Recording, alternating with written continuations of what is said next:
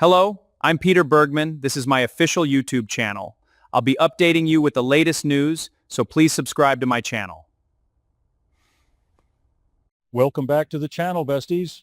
Today is Thursday, a beautiful day to unpack some serious daytime television drama. And let me tell you, we have a massive amount of ground to cover. Grab your snacks, get your iced coffee, and get completely comfortable because we are diving straight into the deep end right now, and I am not holding anything back. My jaw is literally on the floor right now.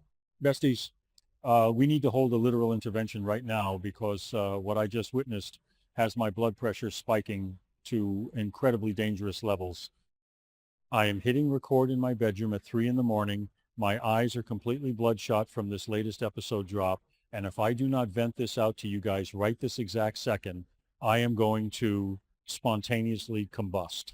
Hot take, but I am actually ascending into another dimension because the writers have completely lost the plot and I am living for the absolute unbridled chaos of it all.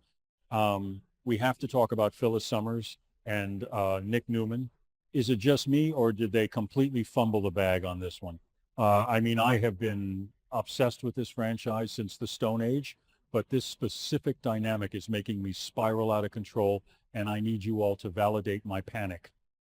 Let's get right into the piping hot tea. Phyllis was literally out here acting like she was playing 4D chess with the entire universe. She thought she had the ultimate trump card, the golden ticket, the absolute master plan to save her own skin from the literal fire she started. Her grand scheme was to capture Matt Clark, yes, the amnesiac wildcard himself, and hand him over to Nick Newman on a silver platter.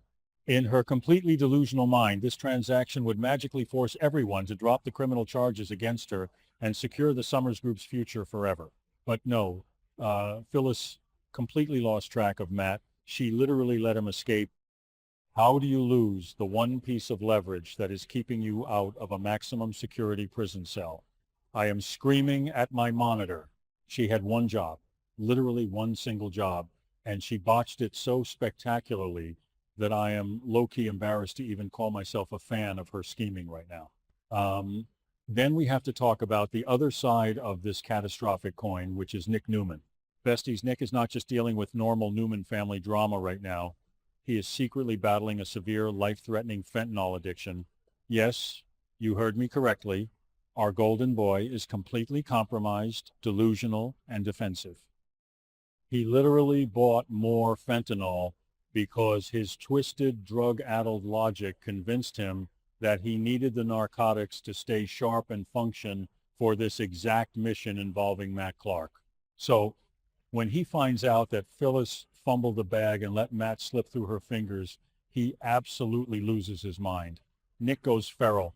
He attacks Phyllis, and the sheer intensity of this confrontation is giving me literal palpitations. I need to pause and paint this picture for you because the visual is completely insane. Imagine Nick, who is usually the protective, steady rock of the Newman family, completely unhinged and fueled by a dangerous narcotic cocktail, cornering a desperate, frantic Phyllis.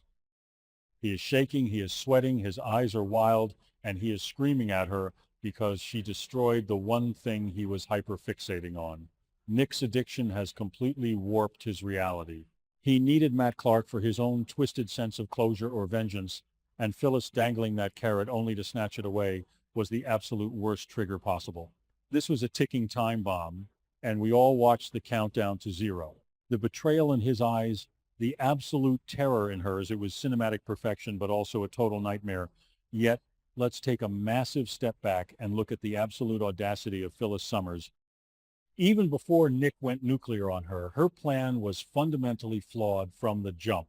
Let's be real, Christine Blair Ramalotti was never going to drop those charges. Christine has been waiting literally decades to nail Phyllis to the wall. The rivalry between these two is legendary, and Christine is feeling righteous, angry, and completely unyielding right now. So Phyllis was basically trying to sell a bridge she didn't even own. She was banking on a deal that had zero chance of actually passing the legal sniff test. And now she is left with nothing. No leverage, no Matt Clark, and a completely enraged, unpredictable Nick Newman breathing down her neck and making her fear for her actual safety. Mainly, I am just so frustrated with Phyllis's inner circle because they literally tried to warn her before everything blew up. Lauren and Michael Baldwin, who are basically the only people left in Genoa City who can tolerate her nonsense, sat her down and gave her the harsh truth. Michael was literally day drinking at the GCAC, probably because dealing with Phyllis and Victor is enough to drive anyone to the bottle. And he agreed with Lauren that Phyllis needed to surrender Newman Enterprises immediately. It was her last resort. But did she listen? Nope. Phyllis is too stubborn, too prideful, and too addicted to the chaos to ever wave the white flag. She refused to give up the only thing she felt she had left, and that sheer stubbornness is exactly what led her directly into the path of Nick's fentanyl-fueled wrath. Wait, I'm literally yapping right now. Let's drift off into a random storytime rabbit hole for a second. Remember back in the day when Nick and Phyllis were the ultimate power couple, the video game era, the Restless style days? The absolute electric chemistry they had when they were plotting against the world and burning down everything in their path? They used to be an unstoppable team, and now look at them. They are literally tearing each other apart in the most toxic, heartbreaking, visceral way possible. It actually hurts my soul to see how far they have fallen from grace.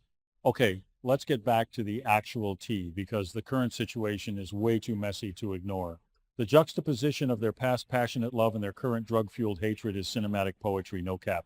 Totally switching gears here because my brain is basically a buffering wheel trying to process Nick's psychology right now. The fact that Nick is using fentanyl to stay sharp is the most terrifying plot twist the writers have ever given us. Fentanyl doesn't make you sharp. It numbs you. It pulls you under. It destroys your cognitive function completely.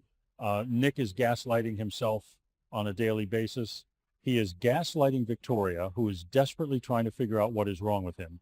He is lying straight to Adam's face, who is actually stepping up and showing a rare, protective, brotherly dynamic by calling out Nick's dangerous behavior. Nick is an island of delusion right now, and Phyllis's failure to deliver Matt Clark was the massive earthquake that shattered his entire false reality. When he attacked her, he wasn't just mad about Matt. He was unleashing all the self-hatred, guilt, and desperation of his addiction onto the nearest target. And let's not forget the collateral damage in all of this absolute mess. Poor Daniel Romalotti is caught right in the middle of this toxic wasteland. He is already panicking over his father Danny going completely missing, and now he has to deal with his mother's illegal schemes blowing up in her face. Daniel is trying to be the mediator between Christine and Phyllis, which is literally the worst job on the entire planet. He is exchanging information with Christine, and you just know he is completely exhausted by his mother's toxic machinations. When he finds out that Nick attacked Phyllis because she lost Matt Clark, Daniel is going to lose whatever tiny shred of sanity he has left. I feel so incredibly bad for him. He needs a literal vacation from this family immediately. The ultimate irony of this entire fiasco is that Matt Clark didn't even escape because he's some sort of criminal mastermind. He escaped because he is suffering from severe amnesia. He is confused, and he rejected Patty Williams' creepy romantic advances in the park. Patty swooped in, tried to play the savior, and when Matt was like, no thanks, I'm leaving town alone, she got super vindictive and called Victor Newman to sell him out. So Phyllis didn't just lose Matt, she lost him to Patty's unhinged romantic delusions and Victor's impending wrath. The layers of failure here are astronomical. Phyllis was playing checkers while Patty was playing a chaotic game of emotional Russian roulette.